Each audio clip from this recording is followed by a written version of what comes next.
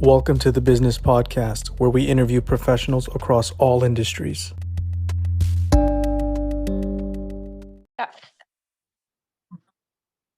Hey, it's Simon. Welcome back. Today we have Dr. Michal Strahilevitz, a marketing professor and interim director for Elfenworks Center for Responsible Business at St. Mary's College and Honorary Research Fellow at University of Wollongong.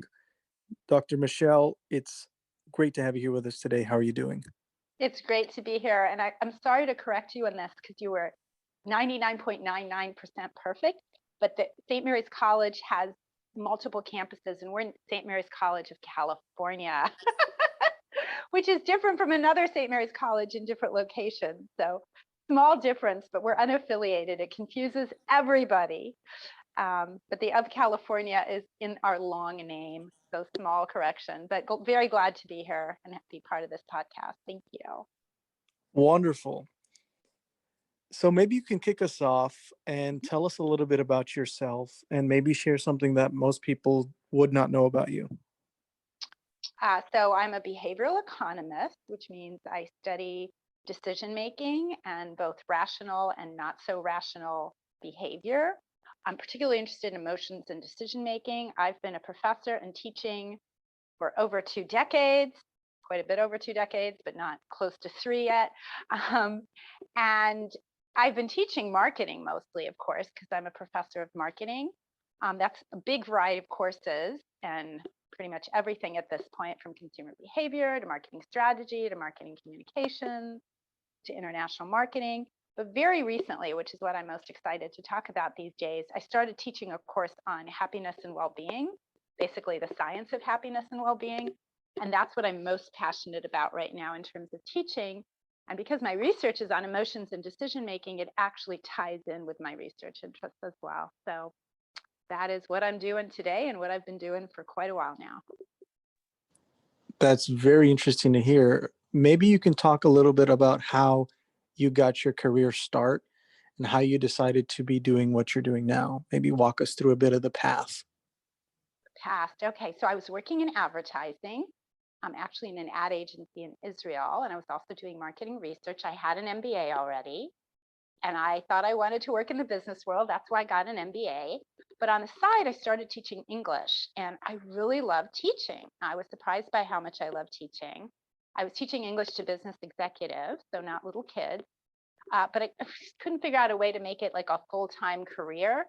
And I also started being interested more and more in why people do what they do as opposed to what works, because I was working in advertising. We wanted to know what would be effective for our clients.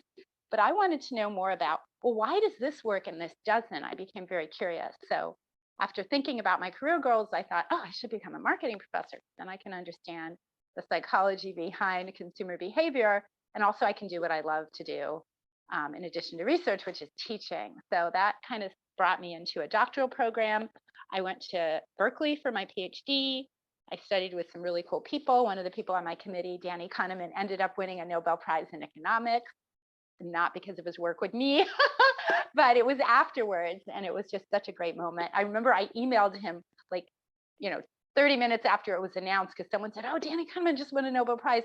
And I emailed him. And at this point, he was, a Nobel Prize winner. And he wrote me back right away and said, oh, thank you. It's good to hear from you. And I just thought that was such a great statement about what a great guy he is. Oddly enough, I congratulated Janet Yellen when she first got her big federal government appointment. And I barely knew her. And she wrote me back this detailed, long, caring email. She wasn't on my committee or anything. So one of the things I got out of working with famous people is learning that some famous people are not full of themselves. They're actually very, not arrogant and appreciate everybody. And I think that was one of the things I got out of having someone like Danny Kahneman on my committee, who, famous as he is and famous as he's gotten, still says hi to everyone and responds to email and cares about everybody and doesn't think he's too good to be talking to other people. That was a little of an offshoot, but it's something I admire when people are successful and they still talk to the same people they were talking to when they weren't quite as famous. Yeah, thank you for sharing that, but please continue. Oh, that's all I have to say about that. Janet Yellen and Danny Kahneman are awesome. That's all. Oh, and Dick Thaler too. He won a Nobel Prize, and I congratulated him email, and he wrote me back right away. And I thought, my God, jeepers, he didn't have to reply to me. I'm not a Nobel Prize candidate. I'm not in the same realm. But when they do that, it just really touches me. Because some people, they accomplish things and then they forget about the people who aren't quite as famous. So I think that's a big deal. Totally. You talk about happiness as being something that is piquing your interest and has been piquing your interest as of recent. I'm curious what approach you take to exploring that with your background in looking at behavior and looking at economics and how both of those intertwine in commerce. So in terms of, so there's kind of my research and there's my teaching. And I'd love to say that they're completely intertwined, but they're not that intertwined. So I guess I'll give a bit of an answer to both. My research has been on emotions, and I've also been interested in dysfunctional behavior. So addictive behavior, like I have a paper that's in progress that I hope to be submitting soon that looks at people who trade stocks too frequently, basically compulsive stock traders. Then you might think, well, if they're trading stocks, they're probably making lots of money. But it turns out all the research way before me shows that the more you trade, the less well you do. That actually the buy and hold strategy over time is much more effective, not to mention much less stressful and time consuming. And so I was looking at who those investors are, and you might say, oh my God, this is finance. What does this have to do with happiness? So we had a surprise finding, which was that the people who trade the most frequently are also the least happy and the most miserable. So we asked questions about how often they feel sad, how often they feel angry, how often they feel worried. And they're feeling it a lot more on average the more they trade. And the ones who trade less often on average, significantly, by the way, very strong difference, are much less likely to report high scores for frequency of anger and unhappiness and sadness and depression. And then the other thing that was a huge predictor of how often they traded stocks, which again seems like investing behavior, what does it have to do with emotions, was loneliness. So being lonely, feeling like no one understands you, like no one has your back, like you often feel attacked. Those all correlated positively with frequent stock trading. So here I was looking at this, impractical financial behavior, which seems to be just about investing. And it turns out that emotions and unhappiness or lack of happiness are actually driving it. They also reported being happy less often and more anxious, right? So something that I thought was going to be about, well, maybe they just don't know they shouldn't be trading frequently. If we just tell them, oh, the more you trade on average, the less you'll perform, then they'll stop doing it. But if the reason they're doing it is because they're lonely, sad, don't feel supported, et cetera, then we have to do more for them to get them to behave more rationally than just tell them this is irrational. We actually have to make them happier and get them some social support. And that actually maps onto the research on addiction. Alcoholism isn't about not understanding that too much alcohol is bad. It's often about dealing with negative emotions, and you drink to escape, and that's true for drugs. That's true for a lot of disordered behavior. Compulsive shopping is often an escape from what's going on in your life. So that's where my research is kind of tied into it. There's some other areas, like I look at cause marketing, which is when brands link their products or the sale of their products to supporting a worthy cause. And my research has actually shown, this was my dissertation, that if you're selling products that make people happy, but maybe feel guilty as well, like chocolate or luxury vacations, then linking to charity will do more for your brand than if it's a product that people don't have much emotion with one way or the other, like toilet paper, although this was pre-pandemic. After the pandemic, toilet paper became very exciting. But, the things you need, like dishwashing soap and gas for your car, that's not a fun thing. That's a thing you need for the function that it provides for you.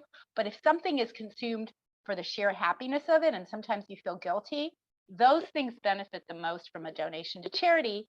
And the reason for that is there's tons of research before my dissertation showing that the happier you are, the more likely you are to give to charity, but also the more you feel guilty, the more you are likely to give to charity.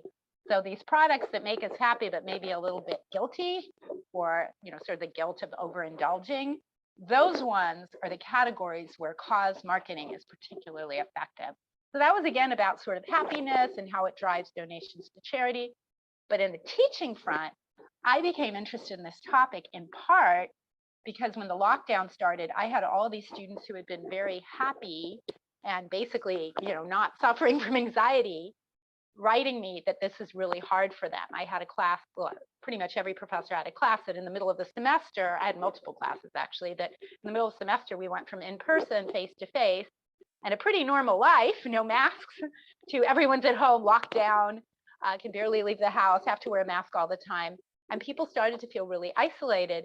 And that included my students who had shared previously that they were dealing with anxiety or depression or both, or some sort of emotional or social anxiety, and also the ones who were doing real well before. And I just thought, wow, my students need some help with this. And to be honest, I wasn't really enjoying staring at a computer for all my social interactions either. And I missed going to the gym and going to movies and interacting with everyone, and not thinking twice about going out to a restaurant with a bunch of friends. So I was struggling too. And that's when I started delving not just into my own research, but research that other people have done, which is what I bring into the classroom often. What have other people learned will help people be happier? And there's a whole bunch of things. I mean, it's a long, intensive course, but some of the things are really simple. So what's kind of exciting is the things that are the most effective, both for the students I've taught, and I've now taught it multiple times. I guess I've taught it twice, and I'm about to teach it 3 more times. Yes, I taught it twice, and I'm about to teach 3 sections simultaneously. And we had the longest wait list we've ever had for a course to be taught in January. I have a wait list that's 3 times bigger than the actual size of the class, but they wouldn't let me keep teaching more and more sections.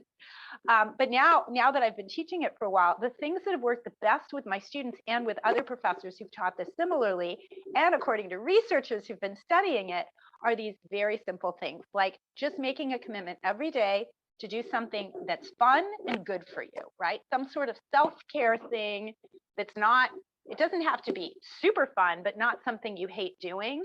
So it feeds your happiness, but it's also good for you, not just in the short term when you're doing it, but also in the long term. So that could be taking a walk, that could be talking to a friend on the phone, something that has benefits in the moment, but also in the long term. And that's not super, you might go, well, Michelle, that's like obvious. Of course, things that make you happy, but it's making a commitment to do it every day that increases the chance you will do it.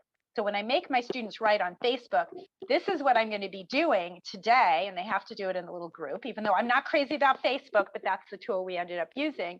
You could use any other tool if you're, against Facebook right now, which is understandable. But I had them log in and say, publicly, hey, I'm going to be going for a walk, or I'm going to make some time for art, or I'm going to meditate, or I'm going to do yoga, or I'm going to, I'm going to go for a walk outside with my friends, or I'm just going to spend some time in nature. I'm going to do some gardening, whatever it was that they know makes them happy in the short term, but is also good for them. They committed, and then they did it. And they were so much happier because when they did commit and they had to be accountable to the class and say whether they did it or not, their compliance went up hugely. And most of these kids were not doing this stuff every day. And I told them, if there's something you do every day already, don't commit that. That doesn't count. You're not getting anything added bonus. Come up with something new. So if you walk every morning anyway, come up with something else you can do during the day for yourself. And it just can't be something that's fun and bad for you. So getting drunk might be fun if you're an undergrad in college, but we all know that's not a good thing, and you're not going to be super happy later with how it makes you feel. So they all had to add something to any routine they already have. And students were just, you'd think I'd invented some magic potion. They were like, God, I'm so much happier. And then the other thing, which nobody thought would have an effect, hardly, was they were like, oh, that's silly. They had to list 3 things they were grateful for every day. These are just 2 of them. I had like 20 things, but these are easy for all of us, right? 3 things you're grateful for every day, and you could either share it with someone or write it in a journal. But just listing 3 things and making sure at least one of those things isn't huge. So sometimes you might go, well, I don't have anything to be grateful for. It's a terrible day. Well, you can be grateful that there are pretty trees outside, or that it's not raining, or that it is raining, because in California, we don't get enough rain. So we're grateful either way. Or whatever it is, you can be grateful for a good lunch. You can be grateful for a good friend. You can be grateful that your parents are alive, or that someone you love is alive. You can be grateful for pets. You can be grateful for a potted orchid that you have. It can be small things, but just focusing on those things that give you pleasure and happiness, even if it's not enormous, it makes you happier. If you don't pay attention to the good things in your life, you're going to be miserable. And everyone has bad things in their life. Even the people we envy, if you dig and get to know them well, you'll find out these super successful, amazing people also have internal struggles. But if all they do all day is focus on what they're miserable about, they're just going to be more miserable. If you give attention to the things in your life that you can be grateful for, even if they're small, it makes you happier. So unfortunately, that's not that something I invented with my research. People have been talking about that literally for decades. I think academia was slow to research it, to be honest. I remember books from the 70s that talked about doing this.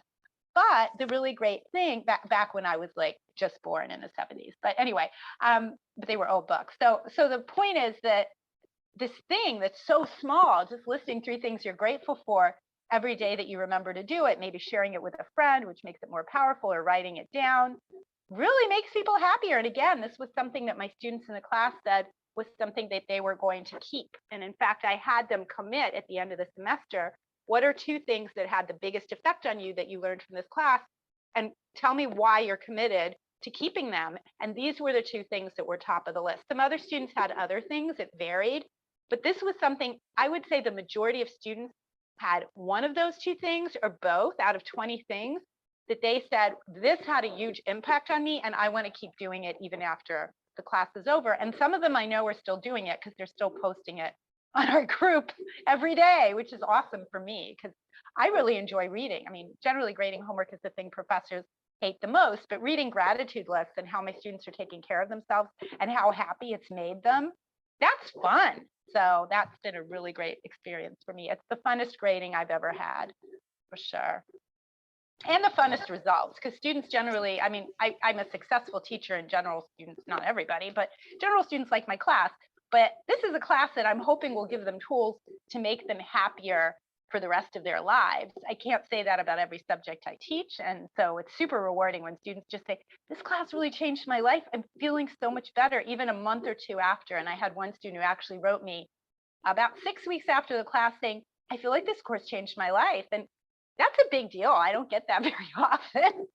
You say, marketing research really changed my life. I'm much happier. That hasn't happened to me. So it's been pretty awesome to have that experience as a teacher. That's wonderful to hear in academia, to hear that from a student. I'm sure it's extremely rewarding for you. Very, very.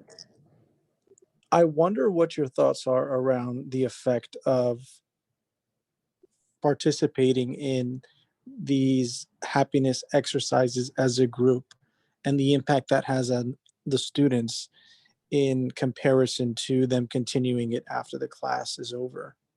What have you noticed there in terms of impact? Look, it's a lot easier when there's a class and there's homework and you're accountable and I'm checking and I'm emailing people who didn't post and saying, hey, you didn't post. I'm going to let you turn it in late, but go ahead and post something. Please post. They feel cared about. Some of them may have felt harassed too, but they also felt cared about. Like I want you to be happy. Do your freaking happiness homework. As opposed to do your statistics, which is nowhere near as fun. But I think there was something about listening to each other that they got a lot out of. So it wasn't all me. I can't take all the credit for the course. They actually got a lot out of each other. And in fact, the students who shared the most, I think got the most out of it, but they also gave the most to other students. The students who shared the most were very much appreciated because they had the courage to say, you know, sometimes I struggle with this and this and this, and by focusing on this, I was able to deal with it. Or I'm going through this really hard period right now. One of them was injured. One of them was dealing with loss of a friend who had passed. And they're sharing that and just saying, but, you know, I still need to be grateful. And I just know, for example, the guy said that I know my friends would not want me to be depressed. They'd want me to enjoy the life that I have and realize what a gift it is. And, you know, each of the students sharing gave inspiration to other students, and then they supported each other. They said, bro, you were really brave, or, oh, thanks for sharing that, or, oh, I can so relate to what you shared. I totally have the same experience. And I think that camaraderie goes back to my research finding with the frequent traders, right? It's not just sadness, it's loneliness. And those 2 things aren't 2 separate things. So that sense of community also makes you happier, right? Even if you're in a great community and you're studying plants or how to make, you know, whatever it is you want to make, how to make Thai food or whatever it is, community increases happiness. And it also increases accountability to do the things that make us happier. So it's pretty awesome. And I think that class, even though it was fully online, because we had the COVID limitations, I think that's one of the most bonded classes I've ever taught. And I'm sure it would have been even more bonded in person, but we didn't have that option when I taught it. But even online, they really connected. They made lifelong friends. Some of them had been in classes together before and didn't get to know each other until the class. In that, they shared a class with somebody else, but we were talking about international marketing concepts. And that's not as personal. You don't share as much about yourself as when you're talking about happiness and stress and things you're grateful for and things you're proud of, and sort of, think of a negative and look at the silver lining of it. It was really, I think, just we all became much closer. I think I got closer to my students than I normally do, and the students got closer to each other. And that community facilitated happiness.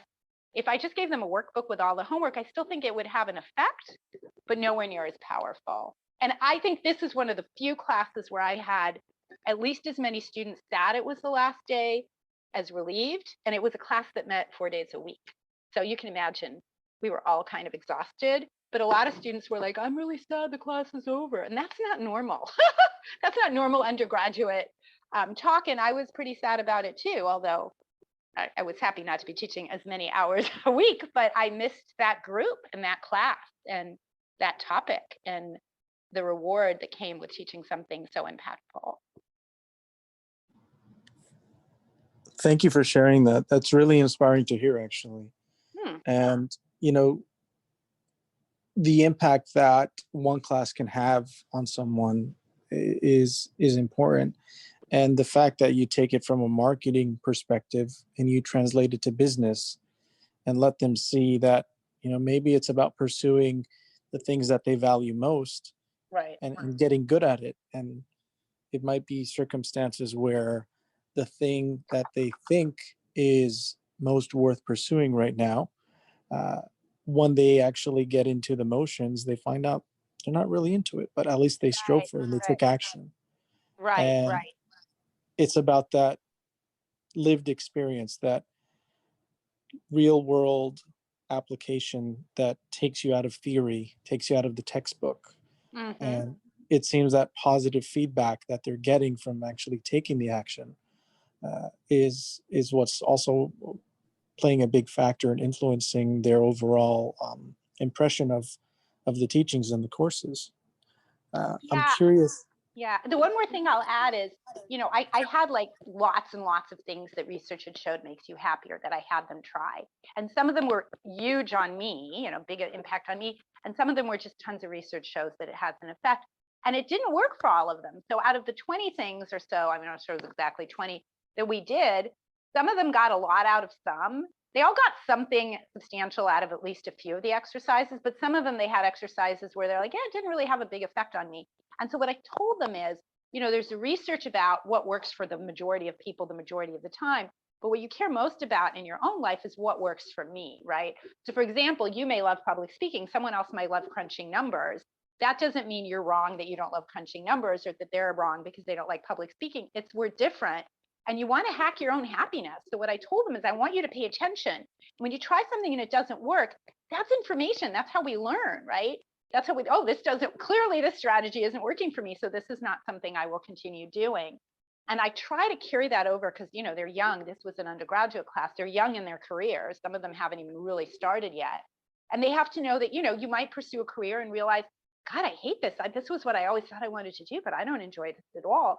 And that doesn't mean you wasted your time. You learn something about yourself and you take that information and you apply it into the next thing. I always told them their first job is not a contract for the next 50 years. We live at a time where people move on and change careers and change companies and change roles all the time. So if you try something, whatever it is, a job, a major, a strategy for being happier, an exercise, maybe you take a gym class and you hate it, but then you try another thing and you like it. That's not a waste of time because you didn't get something out of it or it didn't work. That's how you learn. And I have a great story, at least I think it's a great story, about when I was about 18, I was visiting my aunt who recently passed away. I adored her. Her name was Shoshana. And I was visiting her actually in Israel, and she was watching, this is ages ago, right? but she was watching the Olympics, and it was, I don't remember what year it was, but she was watching the Olympics, and she said, you should watch this interview with this skater. I saw it earlier, and they're airing it again. She's really amazing. She wasn't Israeli, but we happened to be in Israel. I think it was an American skater, in fact. But she was an ice skater, and she'd won some kind of, I don't think she'd won the gold. It was the silver or the bronze. But they were interviewing her, and they were asking her all these questions. And then he said, oh, I know you said you brought some video clips of yourself skating at different stages in your career, even when you were a little girl, the ones you're most proud of that you think made you a great skater. Are you willing to share those? And she said, of course, that's what they're here for. She was very funny. And so she showed the video, and every single video she fell down, every single one, she fell down and got up. And she wasn't graceful falling down in any of them. I mean, this wasn't like she did a super duper triple black flip, amazing thing and then fell. She was just kind of, these were not, I mean, this was not, this was not a 10, a 9, or an 8, right? And in every single one she fell, but in every single one she got up. And he said, but these can't be your best moments. You were an amazing skater. You have a medal from the Olympics. You're, ranked number 2 in the world. Like, why in the world did you show these video clips? And she said, a great skater isn't someone who's always perfect. A great skater is someone who always gets up when they fall. And I was 18, so more than 5 years ago. I remember that stuck. I mean, I've been teaching as a professor for 20 years, and that was before I was even done with undergrad. So you can imagine that was a long time ago, but it stuck with me. And I'm very grateful for my aunt for saying, watch this, because it's true. People are not successful because everything they do is perfect. I'm sorry, there's a cat meowing who's very needy right now. So that's why you're hearing background noise. But he is my cat, so I'm gonna have to take care of him right now. Simultaneously I'm talking.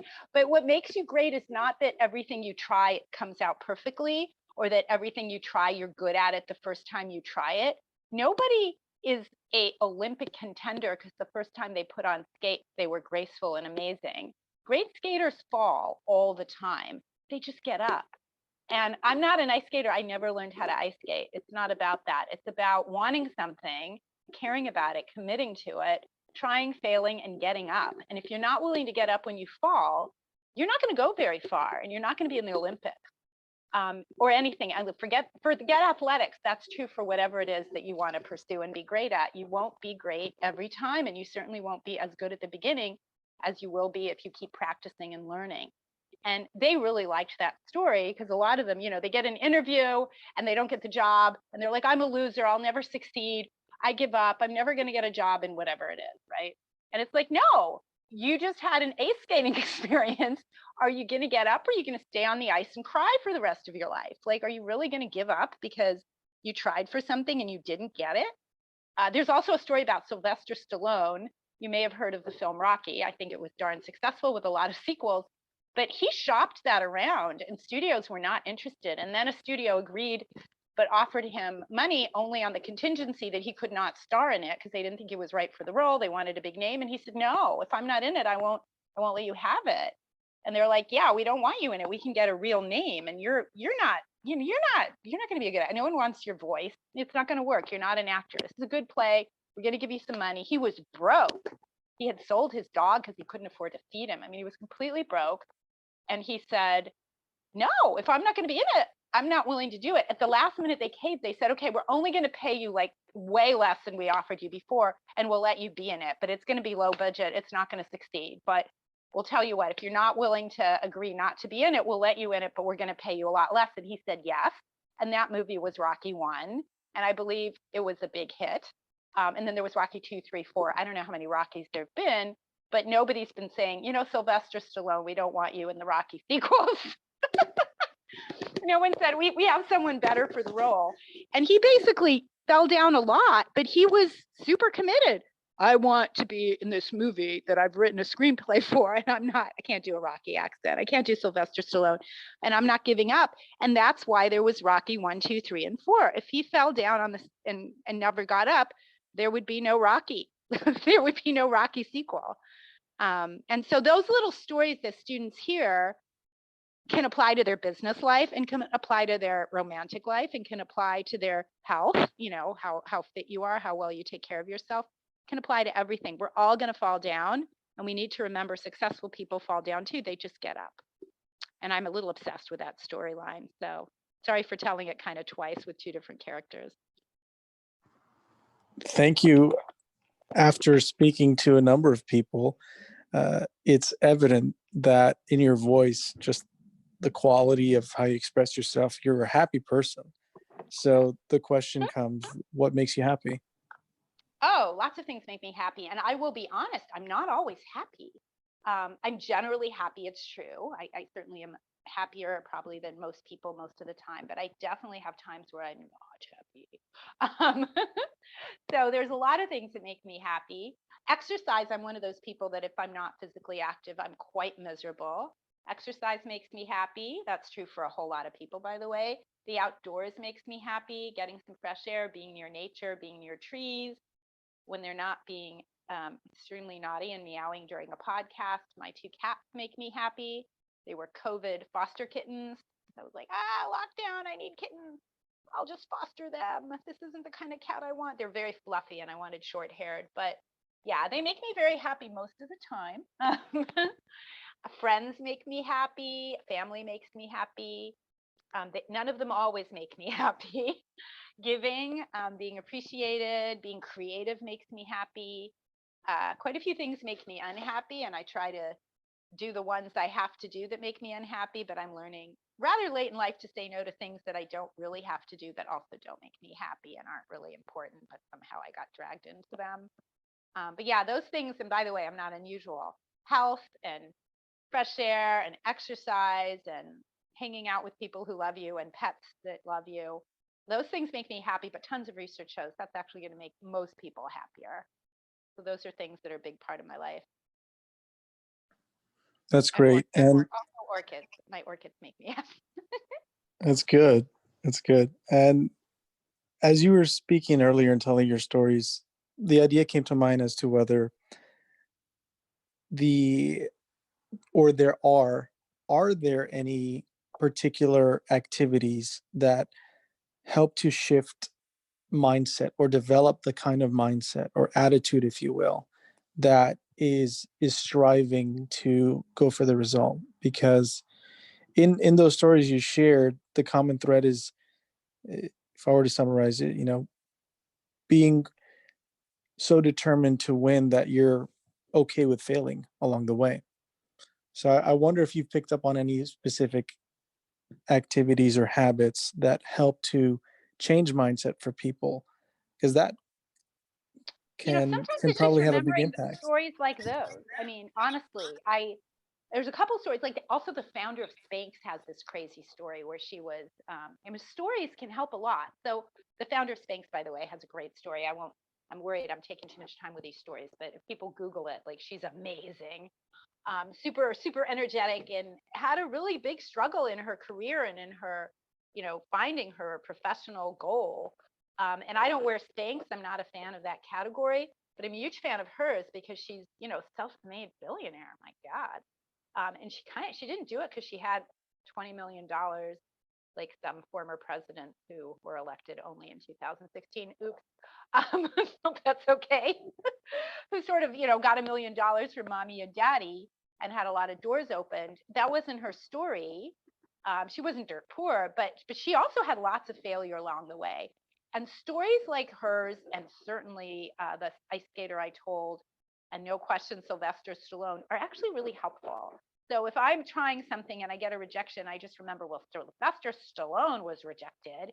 And the theme song from Rocky is actually a song that a lot of people play. Dun dun dun dun dun dun, right? They actually play it because that is kind of the Rocky story too, oddly enough. They play that song, and I'll actually think of that song in my head when like I get a rejection for a grant, and I'm like, oh, I suck at getting grants, and then I'm like, da da da da da, and I just remember, well, Sylvester couldn't get Rocky made, or I just remember the ice skater who's on the ground and she decides she's going to get up again and again and again until she's a great ice skater. And that works for me, and I think it works for the students too, just to realize, something, this word failure, it applies to the people, not the ones who fall, the ones who don't get up. You are a failure if you try to skate, you fall, and then you throw the skates out and you get off the ice and you say, I'm never getting on the ice again. You have failed at ice skating. At that point, you're never going to get on the ice skates again. I mean, which is fine, because personally, I don't even ice skate. But if you decide I don't want to ice skate, that's fine. But at this point, you're definitely not going to be an ice skater. You kind of gave up, right? And that is a kind of failure, though it's certainly not a kind of failure if you decide you don't even like it. You don't want to be an ice skates anyway. But I have them redefine failure. Failure is giving up, even though you still want to do it. That's failure. Making a mistake, trying for something and not getting it, that's Rocky. That's the story of Sylvester Stallone, who's doing okay. I think he's got a pretty big career. He's still respected. He's still admired. He's still relevant. People still care about what he's writing. And people, if there's a movie with him, people will show up. And so he's a great role model. And do I want to be Rocky? No, I'm nothing like Sylvester Stallone, really. Except I really, I think he's smart and talented, but I don't want to be Rocky. I want to be like Sylvester Stallone in that he just had that vision. And I think once students realize, the fact that I'm giving up, that's what's going to make me a failure. If I want it badly enough, I should keep trying. That in itself changes their feeling, because that way, every time they apply for a job and don't get it, instead of saying, I'm such a loser, I'm such a failure, I have them say, well, I learned from that. What did I learn from this? What can I do to make the best of it? What's the silver lining? And we have them answer, it wasn't their favorite, but it scored pretty high. What are some empowering questions for when, bad things happen? So if you have something disappointing or upsetting happen or that hurts your feelings, what's a question you can ask yourself that'll make you happier? Here's one that doesn't work. Why do bad things always happen to me? Why am I such a loser? Those questions make you feel worse. So if those are your questions, stop it. Throw the questions away. Those are dumb questions. They're just going to make you feel worse. And instead, you ask questions like, well, what can I do to make the best of this? Or what can I learn from this? Or is there anything I can do to make this less bad? And if you start asking questions like that, you realize it's just like tennis. The balls come at you and you try to hit them and try to hit them properly. I'm not a tennis player either, so I'm probably going to mess up the terminology. But if you miss a tennis ball, you don't say, okay, I'm not playing anymore, I quit, and walk away from the game. No, you're just sort of like, oh, yeah, I should have stretched a little differently, or, oh, I should have been paying more attention, or whatever. Maybe I just couldn't get that ball. And then you try to hit the next ball. And when they realize that they sort of get those metaphors, I think it puts them in a different mindset. And they're also looking always for, what can I do to make this better?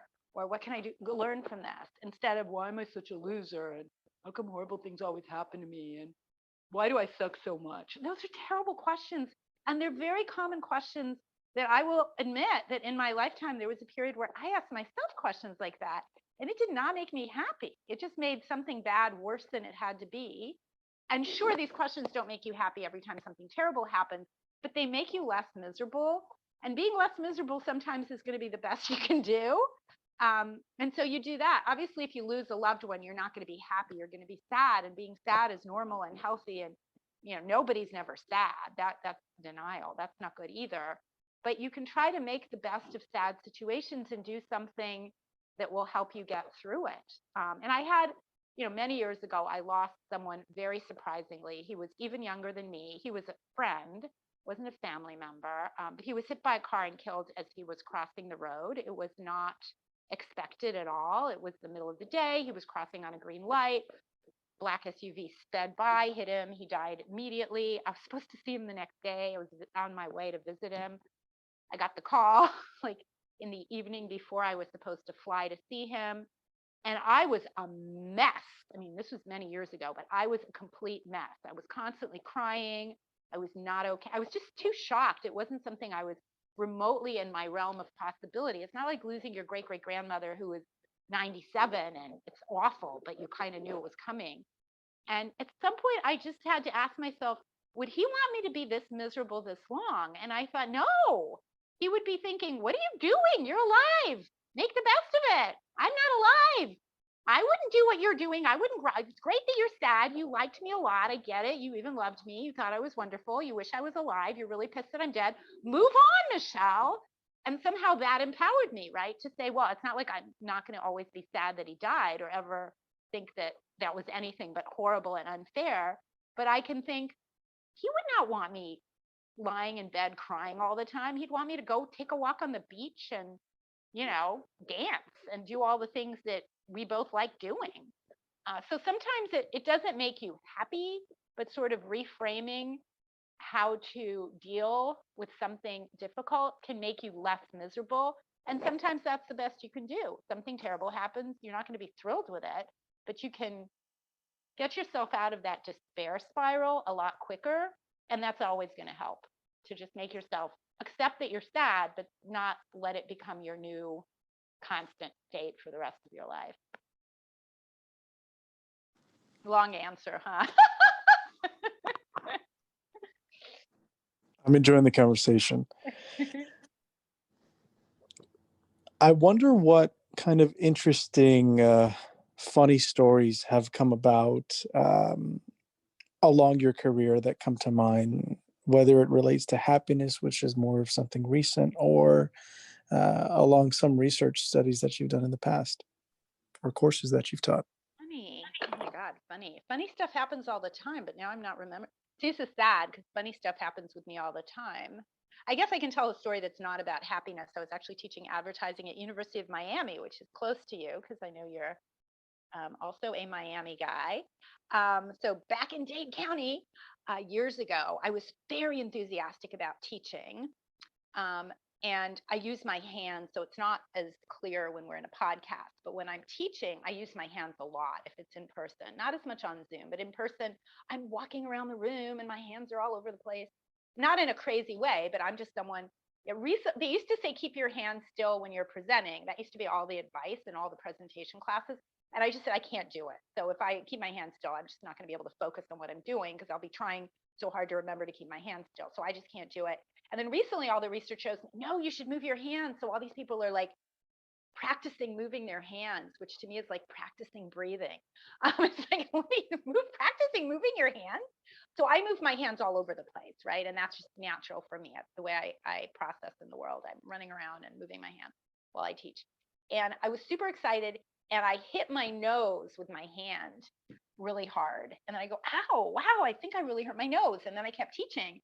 And then one of the students raises his hand and goes, Michelle, you're bleeding. And I go, where? And he goes, out of your nose. You gave yourself, I think you gave yourself a bloody nose. And I'm just like, oh. And I go, well, there's only 10 minutes left. I don't have time to deal with this.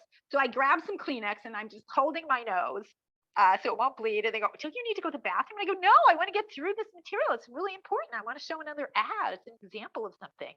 And so I was holding my nose so it wouldn't bleed. And so I was talking with my nose plugged up and I was like, so this ad. So this ad, as you can see this ad, and everyone's laughing, and I go, I know I sound funny, but we need to get through this before the end of class. It's a really good commercial, and it fits with what we've been discussing. And I was basically holding my nose and sounding very strange while teaching, and the students were laughing hysterically. And I think there was some blood involved too. It was quite a mess. And I got through the class and I ended, on time, got through the material, went to the bathroom and thought, oh my God, I've been bleeding. I've got a bloody Kleenex that I'm holding. The students are like, what do we do if she bleeds to death while she's in the middle of teaching us a concept? But I think after that, I told them, I think I've proven that I'm dedicated to teaching. Unfortunately, I didn't bleed to death and the nosebleed stopped. It wasn't severe. I didn't break my nose or anything, but I think that was a funny moment in my teaching career quite a few years ago now. Bizarre. I'm with you. So you're saying all this, and I'm thinking, okay, are there any YouTube videos of you giving lectures? Because it seems there are like lots of them, but not with a bloody nose. No, so not with a bloody nose or holding my nose. But there are some YouTube. So I've got a couple things that are pretty old, but I very recently, in June of this year, in fact, it was June 15th of 2021, I actually chaired a panel on this very topic, happiness. I can send you a link if you want to add it to the podcast. But I had a bunch of researchers teach and do research, teach and or do research on happiness, either one of them or both of them. And it was actually me and 4 other professors.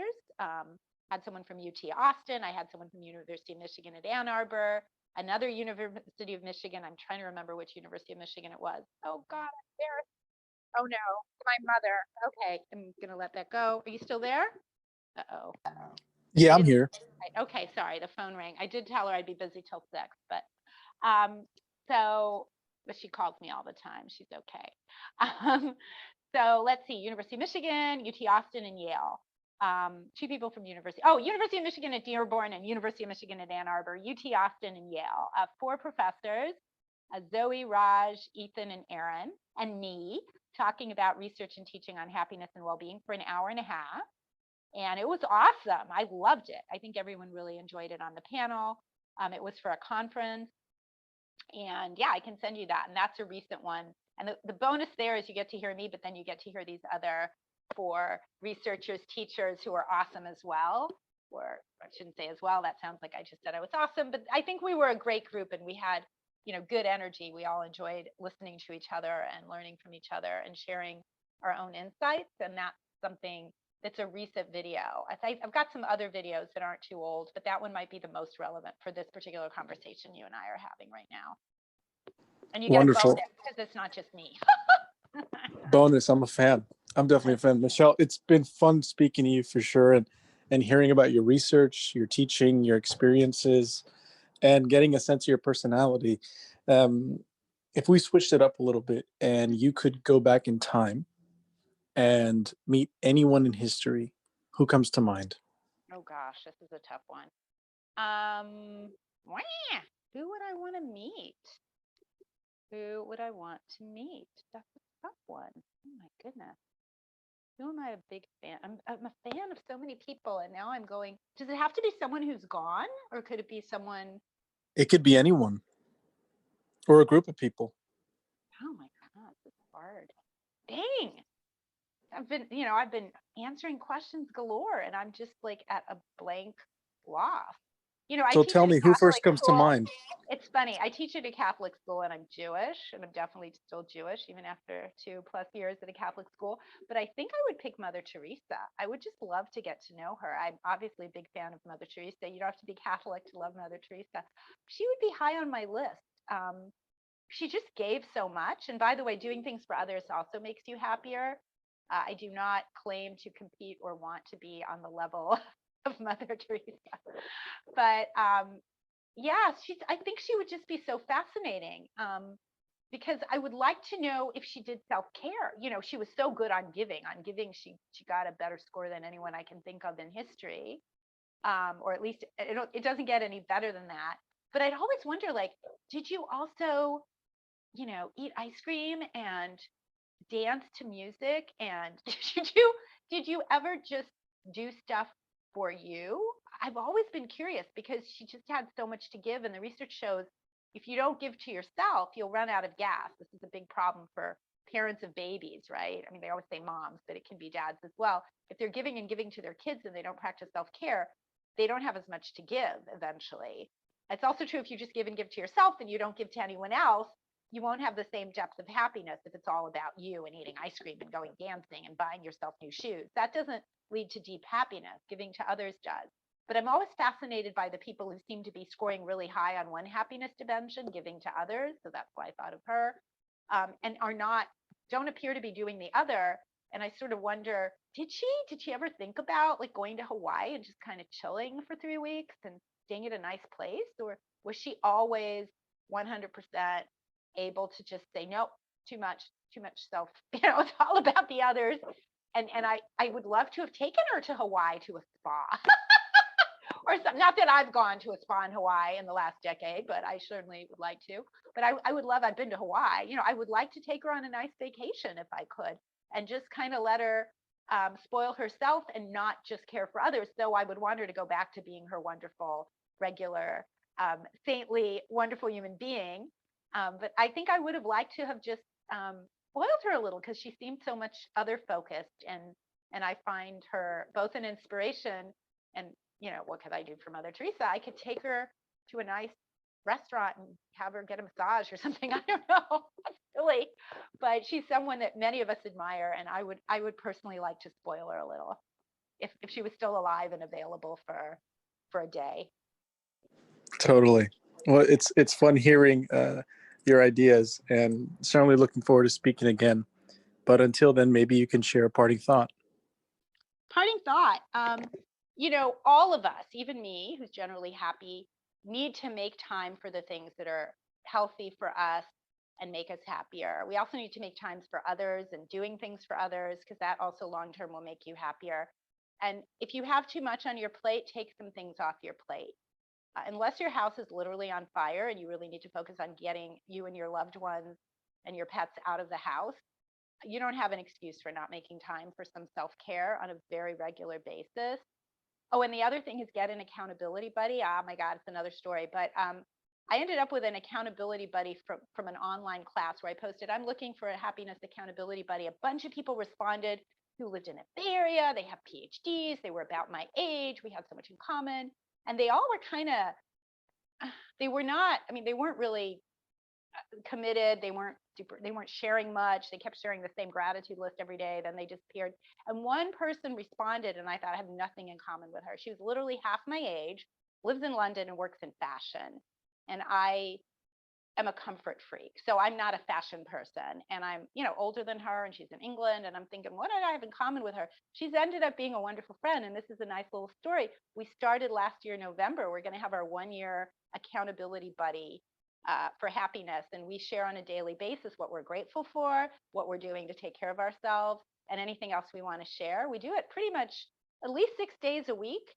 So I would say another piece of advice is if you're having problems sticking to self-care or gratitude list or whatever it is, get an accountability buddy. And they don't even have to be someone you've met. I've never met her. She lives in London. I live near, in the Bay Area of California. They don't have to be the same age or the same profession or the same much of anything. She's delightful. We've gotten to be quite good friends. And I kind of found her randomly, and I never would have guessed she would work out for 11 months and counting. But she did. So I would say a departing thought is if you struggle with these things, find someone else, someone you feel comfortable with, and share on a daily basis with each other. Make a commitment every day to each other. And if you fall off the wagon and don't do it for a day or two, get back on the wagon. Just like everything else, messing up is only really messing up if you stay on the floor of the ice rink and refuse to get back up. Put on your skates or leave your skates on, get up and skate. So that's my parting words, I guess. Fantastic. Talk soon. Thank you so much, Michelle. You're a great interviewer, by the way. Best interviewer I've had yet. So you were fantastic. Thank you so much. Thanks. Cheers. Bye-bye.